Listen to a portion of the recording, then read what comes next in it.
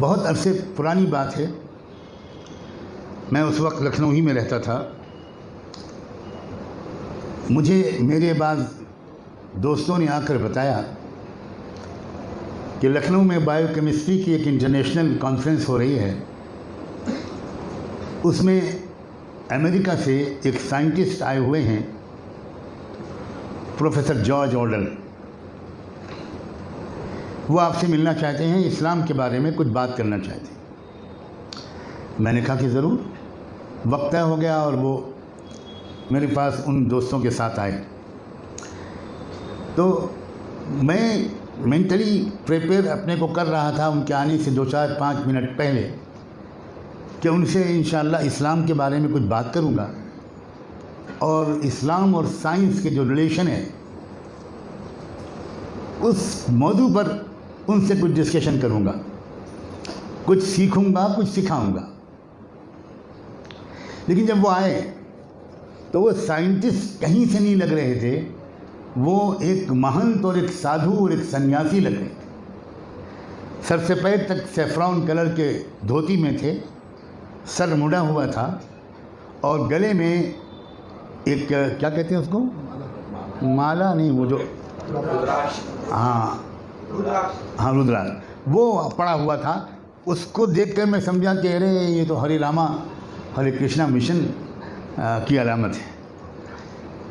خیر بات چیت شروع ہوئی تو میں نے ان سے کہا کہ آپ ذرا پوری تفصیل سے اپنے بارے میں بتائیے، اور یہ بھی کہ ہرے راما ہرے کرشنا مشن سے آپ نے کیا سیکھا. میں تو ایک طالب علم ہوں، جو چیز ملے اچھی ملے میں ہر جگہ سے سیکھنا چاہتا ہوں. تو انہوں نے کہا کہ میں 4 مہینے بنگلور میں ہرے راما ہرے کرشنا کے مشن میں رہا ہوں. سائیں بابا کے انڈر میں نے دھیان اور گیان سیکھا، منتروں کا جاپ سیکھا، آدھیاتمکتا کی شکشا لی. تو میں نے کہا کہ بہت خوش نصیب ہیں آپ. یہ بتائیے کہ اگر آپ سے میں کہوں کہ ایک سینٹنس میں آپ بریفلی مجھے بتا سکیں کہ کیا اصل گفٹ آپ کو وہاں سے ملا. تو انہوں نے کہا کہ بہت آسان لفظوں میں یہ کہہ سکتا ہوں کہ کوئی انسان کامیاب اس وقت تک نہیں ہو سکتا جب تک کہ وہ اپنی ہیومن نیچرل ڈیزائرز کو ٹوٹلی کرش نہ کرے. سمجھ رہے ہیں نا آپ؟ No human being can ever succeed until and unless he will be able to crush his natural desires totally. میں نے ان سے پوچھا کہ برادر جارج آپ کہاں کے رہنے والے ہیں امریکہ میں؟ تو انہوں نے کہا میں شکاگو میں رہتا ہوں. میں نے ان سے پوچھا شکاگو کی پاپولیشن میں کتنے % لوگ ہیں آپ کے خیال میں جو اپنی فطری خواہشات کو، نیچرل ڈیزائرز کو 100% کرش کر سکتے ہیں؟ کتنے لوگ ہوں گے شکاگو میں؟ تو کئی منٹ سوچنے کے بعد کہا کہ میں نہیں سمجھتا کہ 2 یا 3 لوگوں سے زیادہ شکاگو کی ملینز کی آبادی میں ایسے لوگ میں ڈھونڈ پاؤں گا جو اپنی نیچرل ڈیزائرز کو ہمیشہ کے لیے کچل دیں، اور جب تک وہ کچلیں گے نہیں تب تک نروان نہیں ہو سکتا. میں نے کہا کہ یہ جو پرسکرپشن ہے، یہ جو ٹریٹمنٹ ہے، شکاگو جیسے شہر میں 2 لوگ یا 3 لوگ انکلوڈنگ یور سیلف اگر یہ کر پائیں، اس سے ورلڈ پیس قائم ہو جائے گا، اس سے یونیورسل آرڈر ٹھیک ہو جائے گا. کہ نیور، سوال ہی پیدا نہیں ہوتا.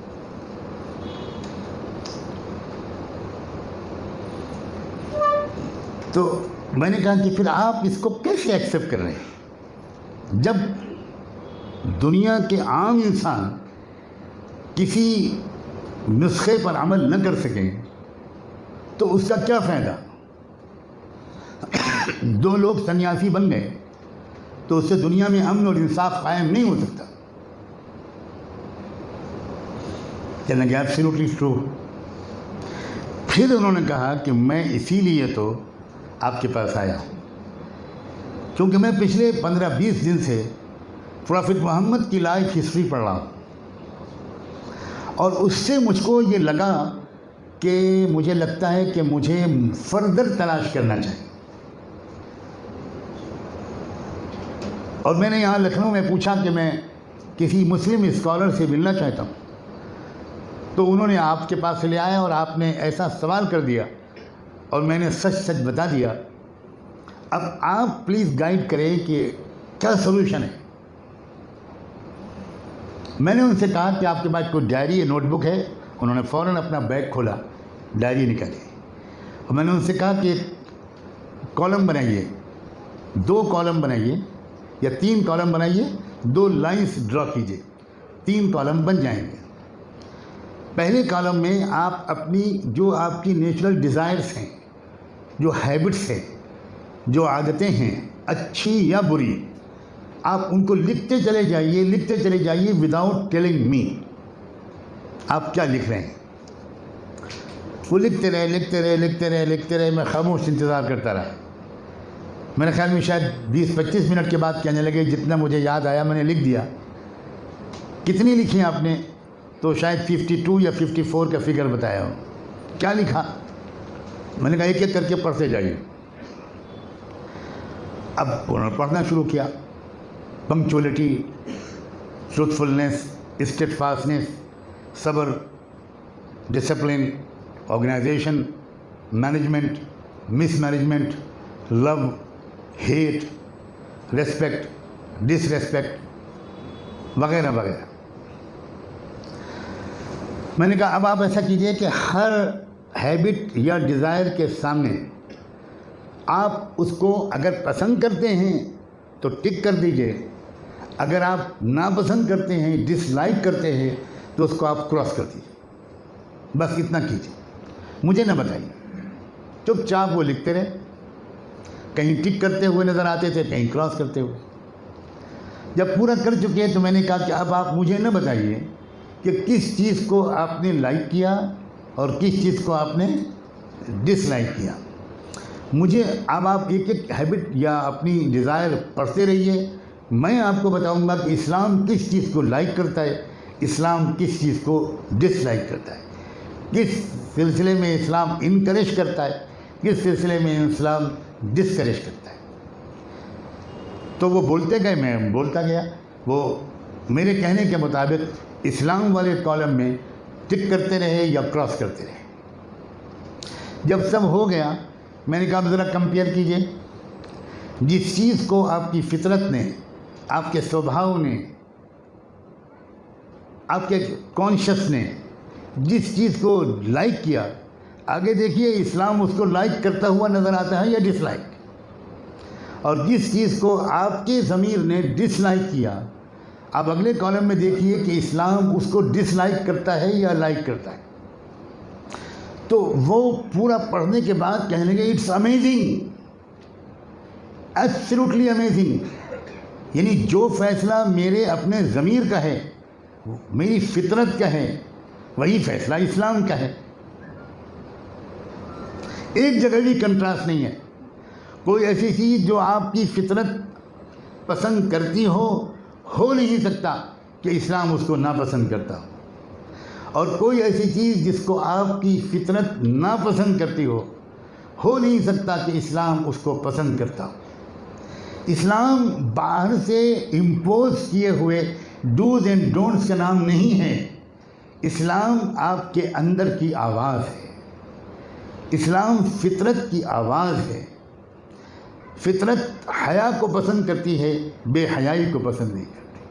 فطرت سچ کو پسند کرتی ہے، جھوٹ کو پسند نہیں کرتی. فطرت انصاف کو پسند کرتی ہے، ظلم کو پسند نہیں کرتی. اسی طرح اسلام حیا کو پسند کرتا ہے، بے حیائی کو پسند نہیں کرتا.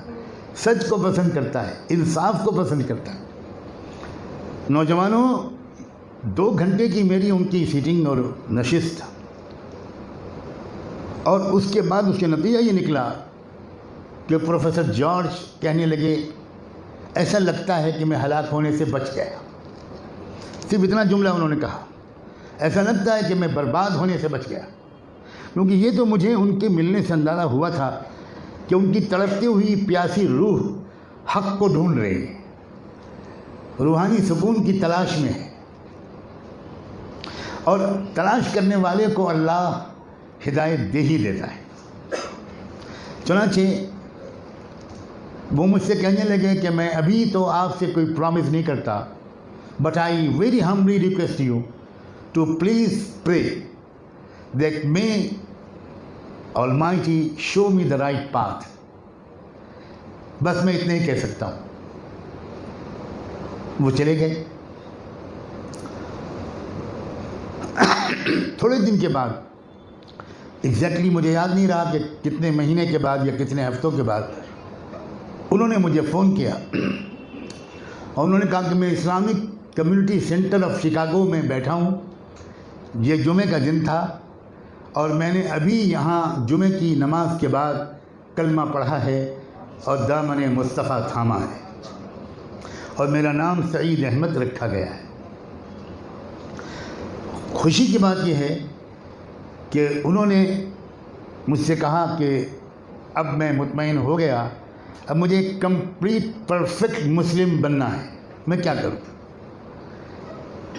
اللہ نے مجھے ایک مشورہ دینے کی توفیق دی، جس کی تفصیلات میں اس وقت بیان کرنا غیر ضروری سمجھتا ہوں۔ اس شخص نے اس مشورے پر عمل کیا، چند مہینے وہ ایسی جگہ پر جا کر رہے وہ پروفیسر جہاں اللہ نے اس شخص کی بہترین تربیت کی، اور اگلے شاید 1 سال کے بعد رمضان مدینے میں گزارنے کے لیے اللہ نے مجھے وہاں پہنچایا، اور پروفیسر جارج مدینے میں رمضان گزارنے کے لیے وہاں آئے پروفیسر سعید، اور آپ کو حیرت ہوگی 1 سال میں وہ 15 پارے کے حافظ ہو چکے تھے، اور مسجد نبوی میں تراویح کے بعد نفلیں میں ان کے پیچھے پڑھتا تھا۔ بہت اصرار کیا کہ آپ، میں نے کہا نہ، دیکھو میری عمر زیادہ ہے، میں اس وقت 25-30 سال کا ہو چکا ہوں گا، اور آپ کی عمر ابھی 1 سال ہے، آپ کے اعمال نامے میں شاید ہی کوئی گناہ لکھا ہو، میرے اعمال نامے میں بہت گناہ لکھے جا چکے، مدینے میں آپ نماز پڑھا دو، شاید اس کی برکت سے میری مغفرت ہو جائے۔ آج اس شخص کے 4 لڑکے حافظ قرآن ہیں، 2 لڑکے عالم اور مفتی ہیں، اور بہت کام کر رہے ہیں۔ شاید اب تک کئی ہزار لوگ ان کی اولادوں کے ذریعے، جس میں لڑکیاں بھی ہیں لڑکے بھی ہیں، دامن مصطفیٰ تک پہنچ چکے ہیں۔ اسلام کی روشنی ان کے دلوں کو روشن کر چکی ہے۔